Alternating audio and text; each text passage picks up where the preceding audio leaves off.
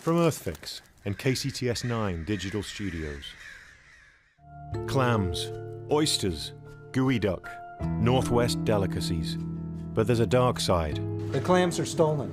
Black market poachers stealing shellfish from polluted beaches. It was just easy and fast, easy money. But officers are on the case, chasing down poachers. I need a uniform. Right there. Stop! Collecting the evidence. This is making me ill. And protecting both animals and people. Fish and Wildlife police officers are the only thing standing between bad guys that poach bivalve shellfish and human health and safety. They are the wildlife detectives.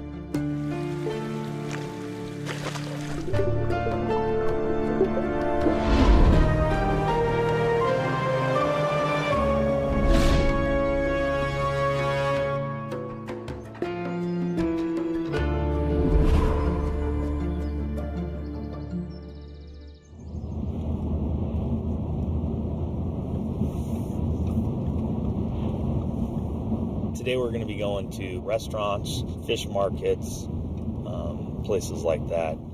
We need to do our inspections to make sure that the stuff that they're going to sell is going to be safe for consumption.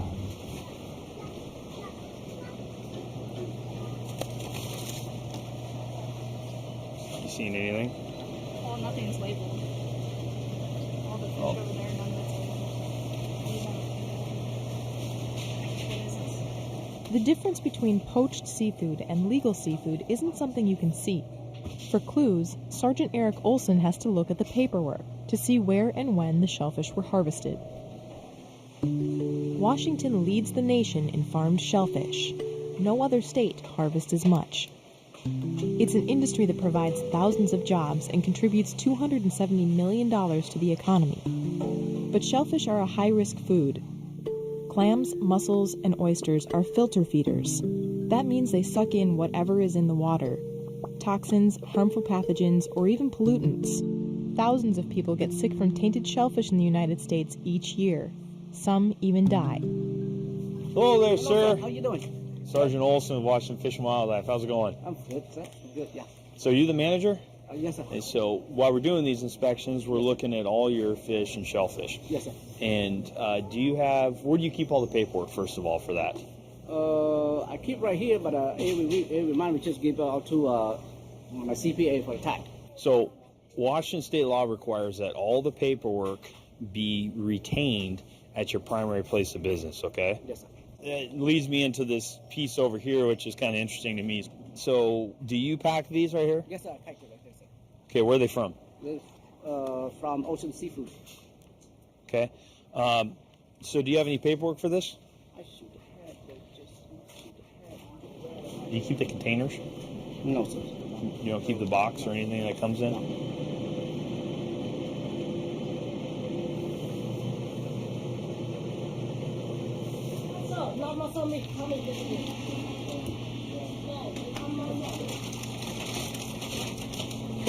This is making me ill. Let's go look in the rest of the, there's other freezer down there that didn't really take us to. The paperwork that Olson is asking for is meant to ensure that shellfish can be traced back to the beach where it was harvested. It's a low-tech process based on the honor system. So when we do a harvest on the beach, the harvesters generate a handwritten tag with all of the information about the date, the bed that it's harvested, all of our company information with our certification number and so on. That tag stays with the shellfish as it travels to the processing plant, where it's put into a computer and new labels are printed. Each time the shellfish are sorted into smaller quantities, they're re-tagged. Tags accompany the shellfish all the way to the marketplace, supposedly guaranteeing these shellfish are safe to eat. If you're in a restaurant and you order oysters, you should be able to ask your waitstaff to see the tag that came with that shellfish when it was delivered to the restaurant. But a system based on trust is also vulnerable to abuse. If people want to sell illegal shellfish, you can do it. You can game the system. At any point in the process, at the restaurant, at the retail market, at the processing plant, or at the beach, cheating the system is as easy as creating a fake tag. We do have an obligation to protect the legal businesses just as much as we have an obligation to protect the natural resource that they're all relying on in the first place. There's got to be somebody out there writing tickets once in a while to keep everybody in check and make sure you're doing it right. You don't have 1 ounce of labeling anywhere throughout this place, okay? That's a significant issue for me. If you cannot prove where it came from and that it's safe for human consumption, I can't let you sell it. We're gonna take all the stuff that's packaged like this, as well as the stuff in the clear plastic bag, okay, and that's gonna come with us. So we did issue you a citation today for not having your invoices here on site for the shellfish product that you had, the mussels that we signed. So in other words, I have to go to court? Yes. This is a criminal violation. Mandatory court appearance. We don't have any say on that. All criminal offenses are mandatory court appearances now. Olson says if he had the time, he could file a felony-level shellfish case pretty much every day. But that would overwhelm the system, and the charges don't always stick.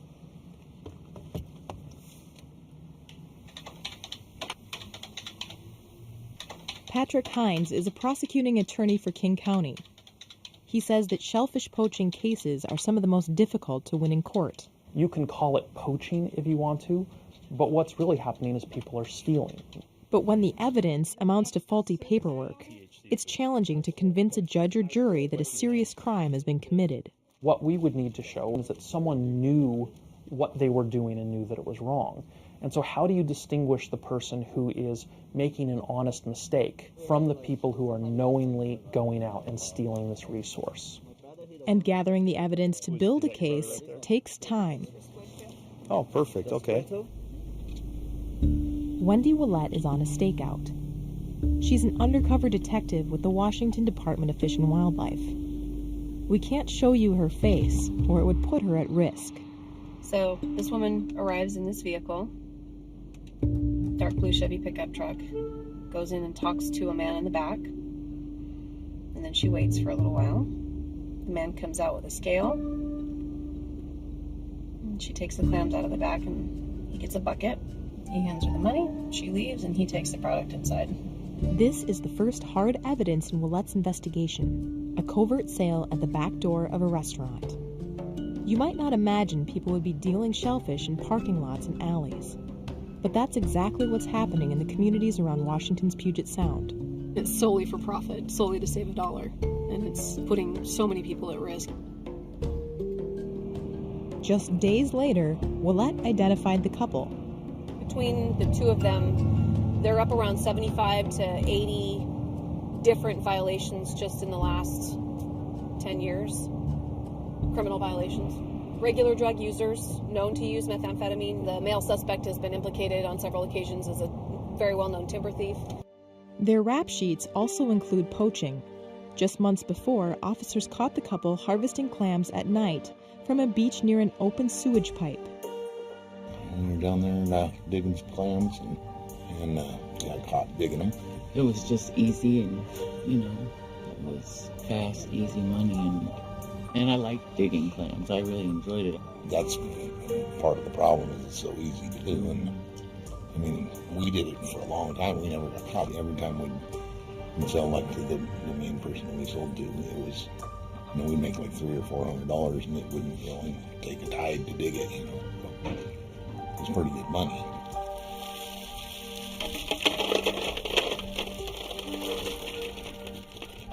It seemed so minor, but the crime, it seemed like you weren't really doing anything wrong. You're just down here digging some clams, and we go sell them over here.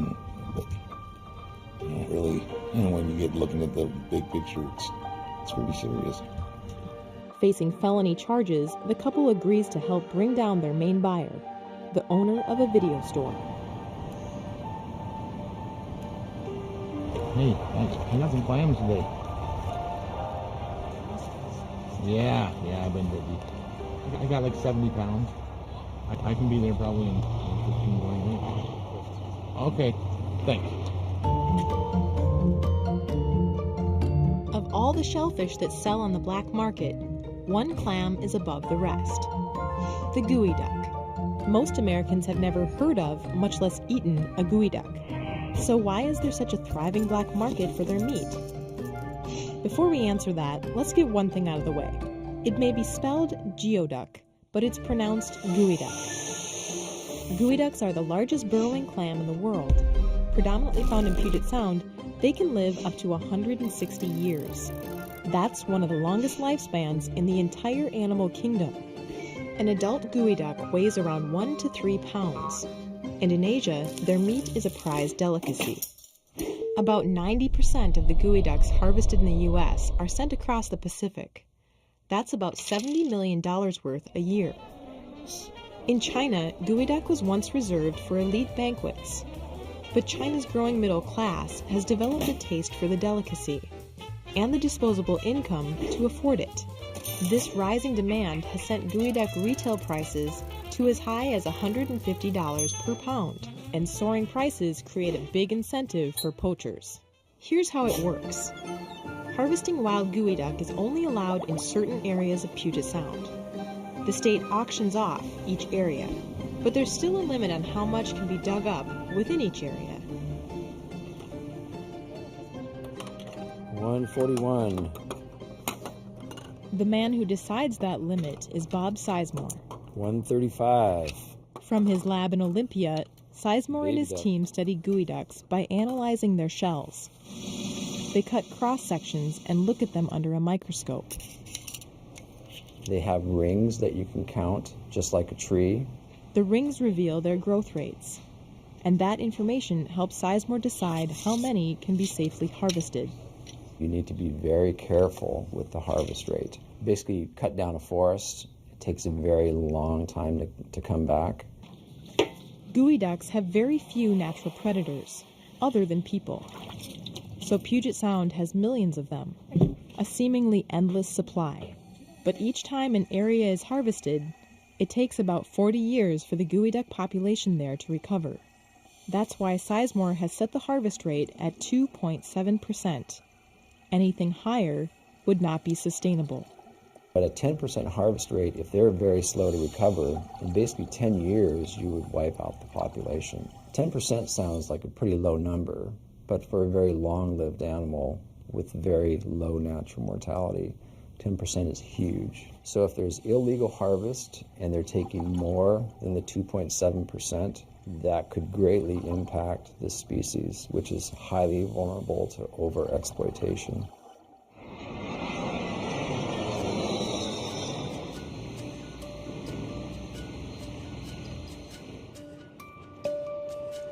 Hello again. We just keep invading you guys, huh? So you guys got any fish or shellfish going out tonight?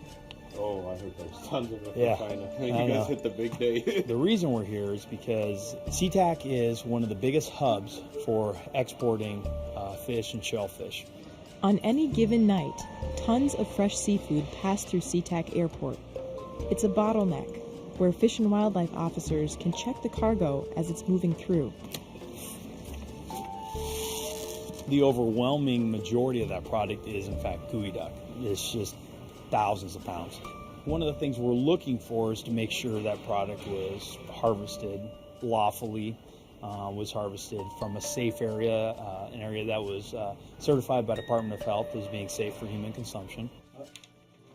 If shellfish is not accompanied by a Department of Health certification tag, then as a Fish and Wildlife officer, I am required to seize that. Olson and his team must look at each tag to find out whether the shellfish came from an open area and were harvested by a licensed harvester. That is not salmon. There's no electronic system or any quick way to determine if the information on the tags is accurate. It looks like some kind of rockfish fillet. Everything must be hand-checked. But look, see, this is the problem. It doesn't show where it was harvested, so there's no way to even track this product back. I have to be able to look at this and go, okay, wait a second, that harvest area was open today, so therefore this product is safe for human consumption, which I can't even do that. So these will more than likely be seized and disposed of. Wildlife 5-3 to all marked units. We are in place.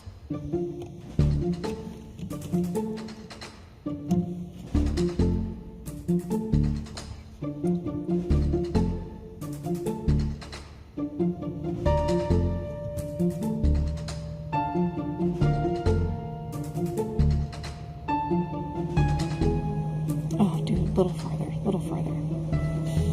Oh, crap. My visual is obscured by a shredding truck. Come on, dude, get out of the way. Now, now, now.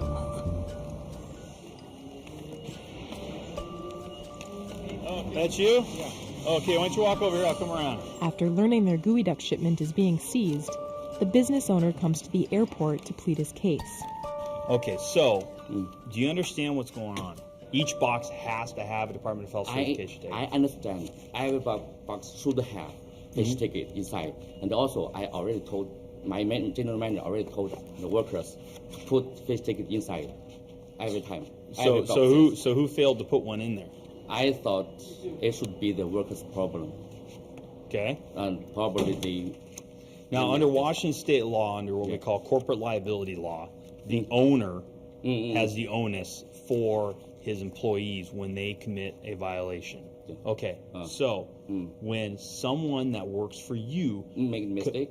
Correct. Well, okay, you can call it a mistake. I call it a violation of Washington state law, okay? I do not understand the United States law very well. If you cannot follow the rules, you need to get out of the business. I'm here to enforce these rules. Okay? And these deal in public health, in public safety. Right. And when you do not have these in each one of those containers, they will be seized and they will be destroyed. Right.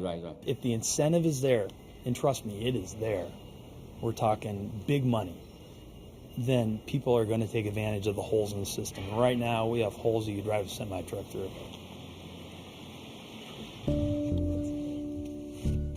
Despite the blocked view, the sale takes place, and officers arrive to make arrests. All right, we're recording.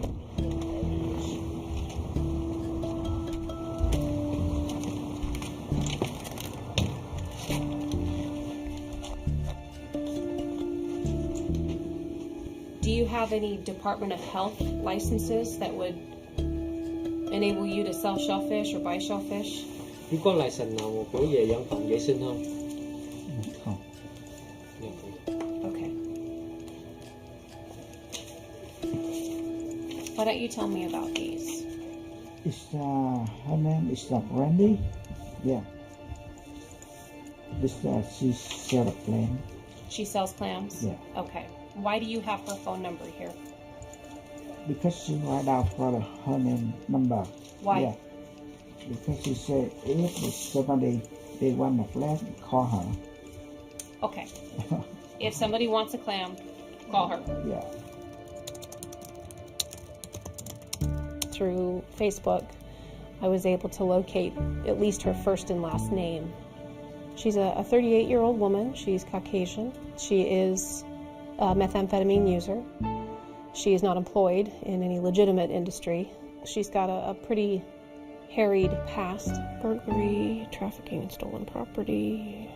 I would say that she pretty well mirrors the profile of the illegal harvesters and suppliers that we've encountered so far in this operation.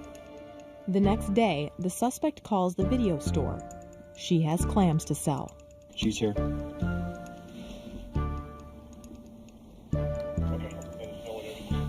So our detectives watched her go in. When she came back out and started to leave, our uniformed officers were called in, then they stopped her in the parking lot. Both are in custody. Once arrested, she cooperates with the investigation. She gave us the whole start to finish ins and outs of her operation. We have to find a way to break through that barrier and explain that this could be lethal. To keep watch over the gooey ducks in Puget Sound, Bob Sizemore and his team take to the water. These counts are done before an area is harvested, and again soon after to count how many are left. The team returns about every 10 years to see how the population is recovering. By 30 years later, The geoduck numbers should be rising toward pre-harvest levels, but that's not what they've been finding. There's some tracks in South Sound that we go back 20 or 30 years after they've been harvested, and we don't find any recovery, but they're continually being picked at by illegal harvest. Monitoring all of Puget Sound and the Strait of Juan de Fuca is on the shoulders of just 5 fish and wildlife divers. We only survey about 3% of the area where geoducks are found every year, but even given that, we still see signs of illegal harvest. The most common trick used by geoduck poachers is to dive when nobody's watching, sometimes in the middle of the night. Divers are known to leave bags of geoduck on the sea floor to retrieve later. Or they hide the clams in the hulls of their boats. The more that don't get counted, the more they can harvest. Or they keep only the top quality geoducks and pitch the others overboard. Sometimes poachers will even go to polluted areas where harvesting isn't allowed. A good diver can harvest thousands of dollars worth of geoduck in just a few hours. Then, all they need is a buyer and a fake certification tag. In a matter of hours, boxes of geoduck are headed to Asia, where diners shell out big bucks for them.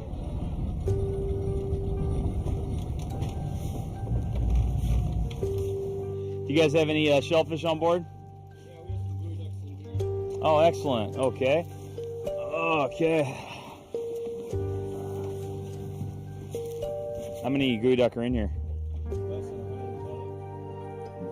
you think 120? Okay. Okay. And which one of you gentlemen is in charge here?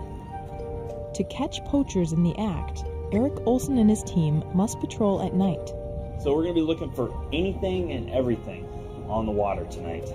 Searching for poachers here is like looking for a needle in a haystack in the dark. What we're looking for? No idea. All right, let's go stop them. Coming up. Come on, come on. Man, they are flying. Yeah, that's it. There they are.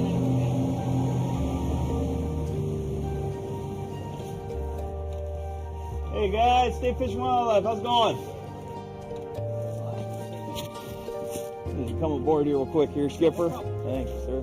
Didn't you have a registration for the vessel as well? I was going to call the guy that I just grabbed his boat, he should. That's what I was looking in here for. What I'm going to do is I'm just going to take the registration off the side. I'm not going to write you a ticket here today, sir. Okay. What I'm going to do is I'm simply just going to write in my computer that I gave you a verbal warning for it, okay? Okay? Take it easy, guys. That was rather anticlimactic.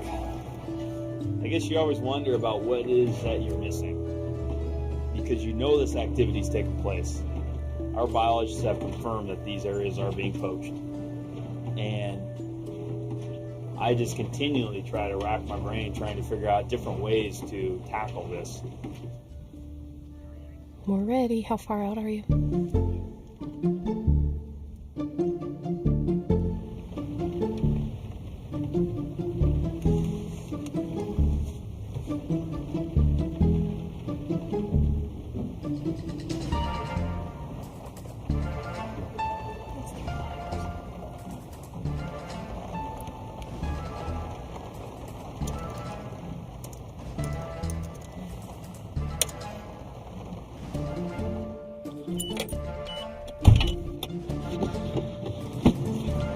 I need a uniform. I need a uniform. Right there, right there, right there. Stop, stop! Guys, Fish and Wildlife, please. One of the cooks who had purchased clams illegally got spooked and ran out the back door with a portion of the clams. I don't know anything. Okay, I need you to put your cigarette out and we're all going to go inside. Sit right here for now. You too, okay? We gotta talk to you. We gotta talk to you. So just have a seat. Have a seat right here. Oh, I'm talking with the guy right here, you know, right? I know you told me we're gonna talk to you. You guys were all together with these shellfish. We gotta find out what happened, okay? So go ahead and have a seat. We already know what happened. We know where it happened. I just don't know why. How many times did you buy clams? I think I buy one time. One? Only one? Yeah. Many people, unfortunately, have this cavalier attitude about buying shellfish in an alley when they have a sense, at least, that it's illegal. Does the restaurant serve clams? No, we don't. No, That's the why, restaurant no lamb. We buy the outside, you know. They sell the cheap. Last year I buy because I see they sell cheap, you know. I buy it. But why do you think it's so much less money than the store? The clams are stolen. I know sometimes they That's they why take it's you cheap. legal, not legal. We don't know, you know. We see the cheap, we buy it, eat. You know. So your desire for clams overrides whether or not they're legal, your morality. Yeah, we don't know. We see the cheap one, we buy. Okay, Okay, that has to right stop. now we know. That has to stop now. Yeah, I know. I think every person that I contact and I educate is a small victory, and it's better than doing nothing. We have to find a way to reach out to these communities that enjoy seafood, that it's culturally important to, and convince them somehow that what they're doing, it's unhealthy and it's illegal, and it also affects the resources. As long as there's money to be made and there's shellfish to be had, it's never going to stop.